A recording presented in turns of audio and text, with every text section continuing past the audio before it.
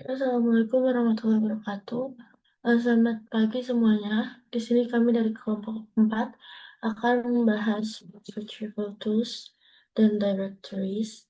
Jadi di sini ada saya sebagai moderator, Aya Robani, dan dari teman-teman saya.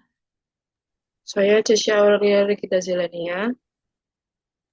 Saya Ratisha Paradita Putri. Saya Fatia Tadinau.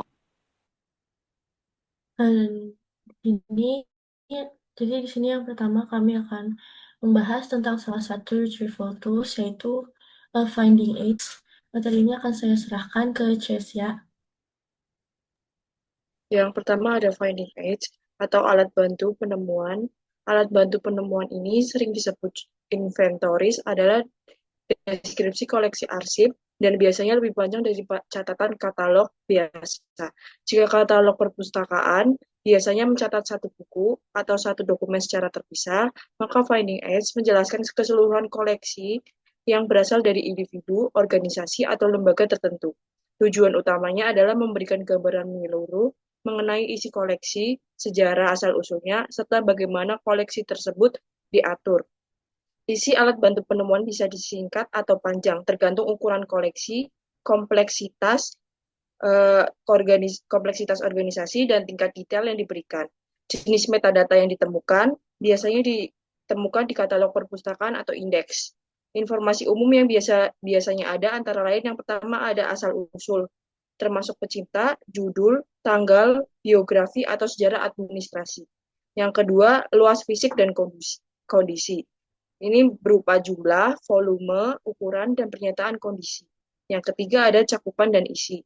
Ini berisi narasi tentang sifat koleksi, isinya cakupan, kesenjangan, jenis bahan, dan akses untuk nama atau subjek. Yang keempat ada urutan dan struktur. Ini berisi bagaimana koleksi diatur, daftar kontainer. Yang kelima ada informasi administratif. Ini berisi lokasi, syarat penggunaan, pembatasan, pemrosesan, sitasi, akuisisi, repositori, atau informasi konservasi.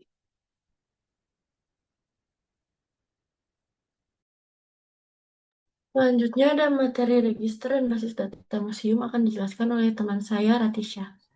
Ada register dan basis data museum. Register atau data accession log adalah alat utama untuk mengontrol koleksi museum. Register museum adalah catatan resmi internal yang mencatat akuisisi, identifikasi, atribut objek, asal-usul, kondisi fisik, dan informasi penting lainnya. Basis data museum seringkali lebih formal, terstruktur, bisa digital, mencakup catatan objek, koleksi foto, mendata yang lebih rinci, dan terkadang informasi publik. Lalu beberapa museum menyediakan database daring untuk publik. Misalnya Pitt Rivers Museum di Oxford, mereka memiliki basis data objek dan foto yang dapat dicari berdasarkan nama objek, negara asal, kelompok budaya, bahan pengumpulan, hingga aktivitas atau orang yang digambarkan dalam foto. Namun, sistem ini lebih faktual dan sederhana, tanpa penyajian yang bergaya seperti museum besar. Dibandingkan katalog di perpustakaan, basis data museum dan register memiliki elemen tambahan seperti asal objek, kondisi fisik, atribut, perwujudan objek, dan kadang detail konservasi. Contoh lain adalah National Gallery of Art (NGA) di Washington DC yang menyediakan dua antarmuka pencarian, yaitu Search the Collection, itu memungkinkan pencarian berdasarkan nama seniman, kata kunci judul, deskripsi, donor, nomor akses, hingga riwayat pameran. Hasil pencarian dapat difilter berdasarkan medium, nasionalitas, gaya, periode, waktu, dan status pameran. Beberapa karya juga dilengkapi gambar digital, esai, catatan teknis, riwayat kepemilikan, hingga bibliografi. Lalu yang kedua ada NGA Image Repository, yaitu memungkinkan pencarian dengan kata kunci, nama seniman, nomor akses, serta filter klasifikasi, medium, dan tanggal. Hasilnya menampilkan deskripsi singkat, gambar digital yang dapat diunduh, serta tautan ke catatan objek. Selain itu, NGA juga menyediakan indeks nama seniman yang dapat difilter. Setiap museum memiliki cara berbeda dalam uh, menyajikan koleksi secara daring, dan sejauh ini belum ada standar konsisten antar institusi.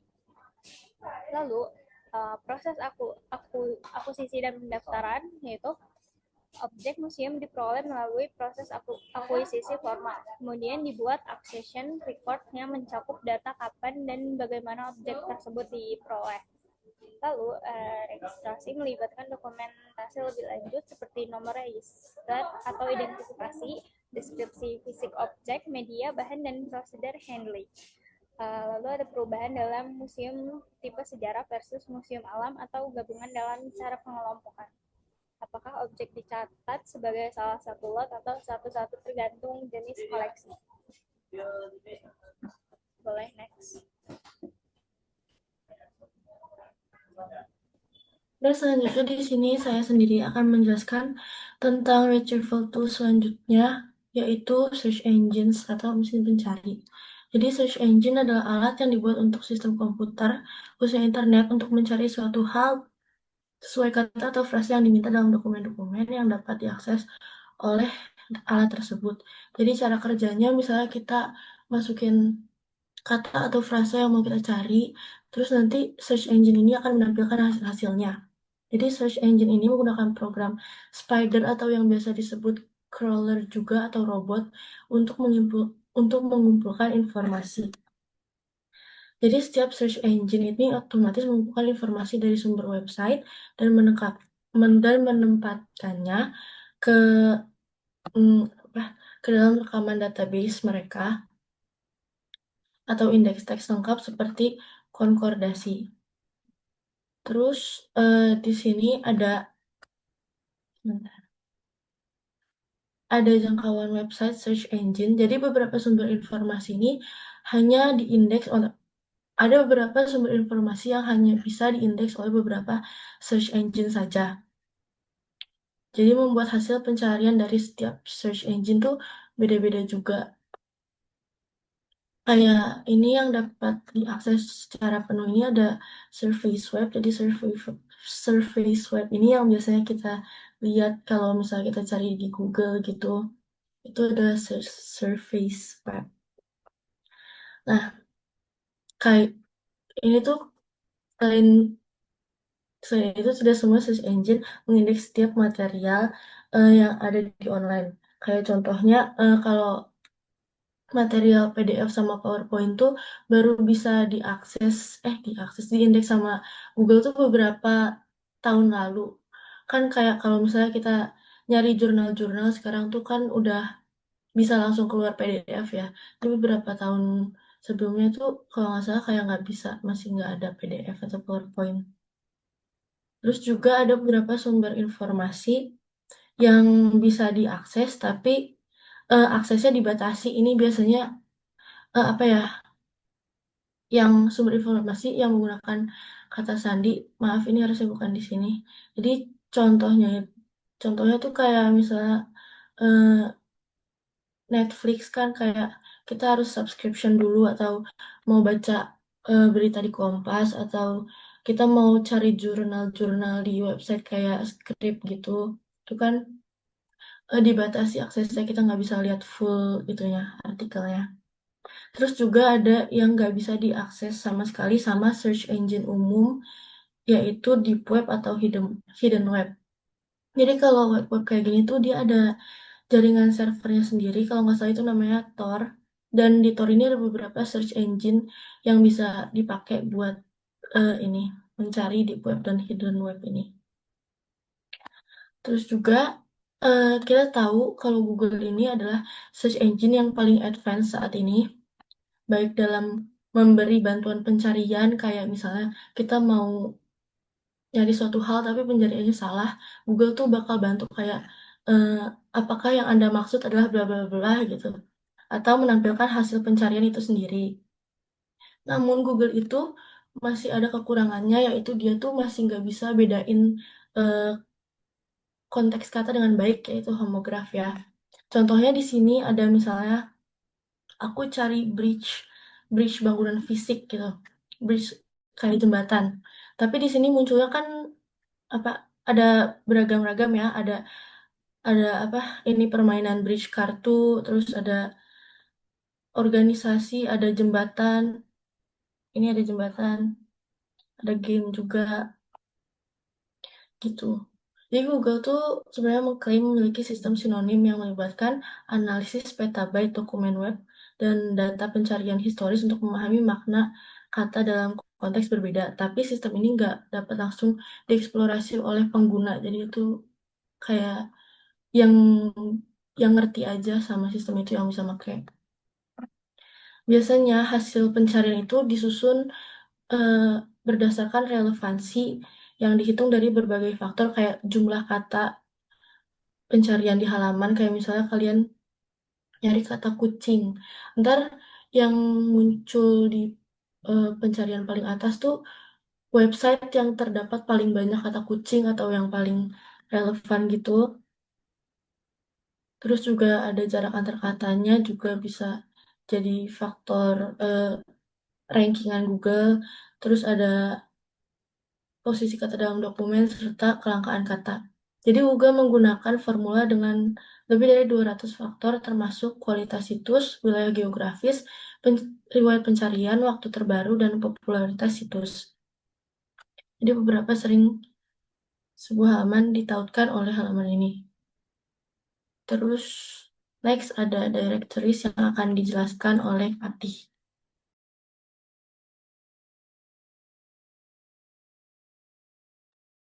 Selanjutnya, saya izin menjelaskan tentang direktoris.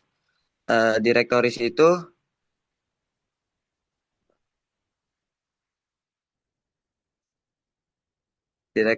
dikelola secara manual oleh pengindeks manusia yang mengorganisasi situs ke dalam kategori hierarkis. Misalnya seni, bisnis, ataupun komputer.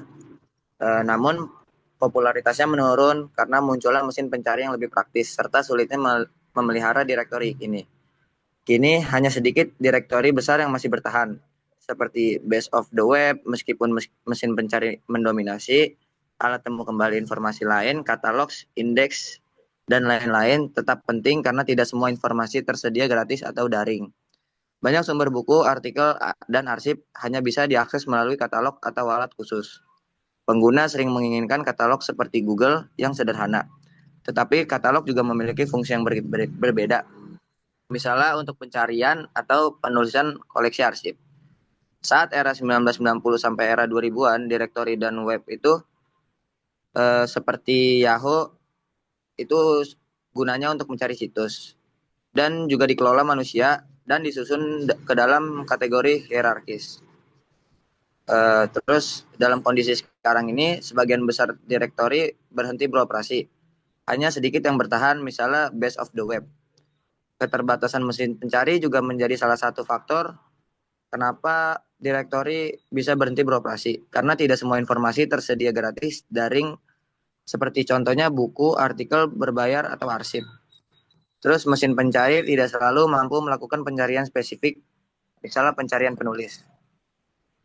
Nah, pentingnya alat temu kembali lain itu seperti katalog, indeks, dan alat khusus tetap dibutuhkan dan lebih cocok untuk kebutuhan akademis, koleksi, arsip, ataupun penelitian mendalam.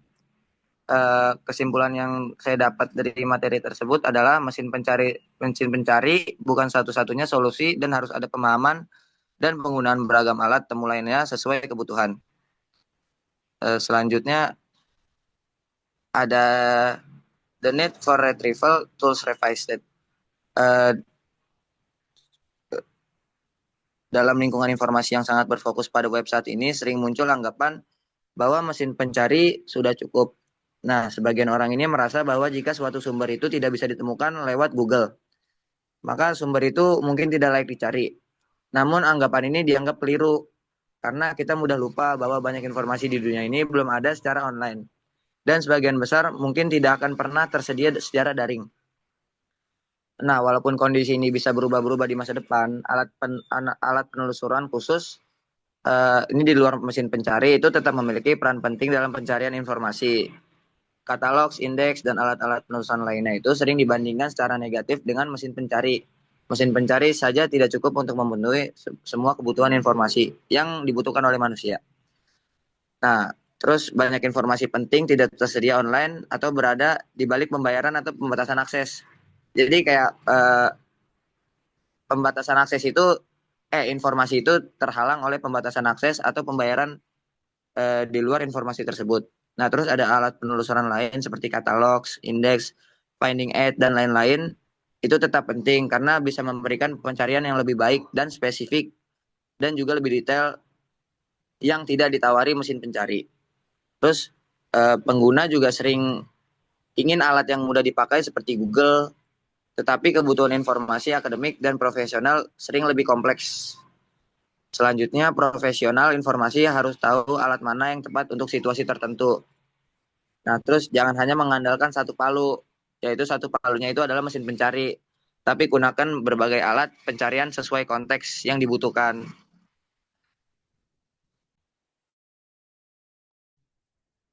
Sekian presentasi dari kami. Terima kasih atas perhatian dan waktunya. Wassalamualaikum warahmatullahi wabarakatuh.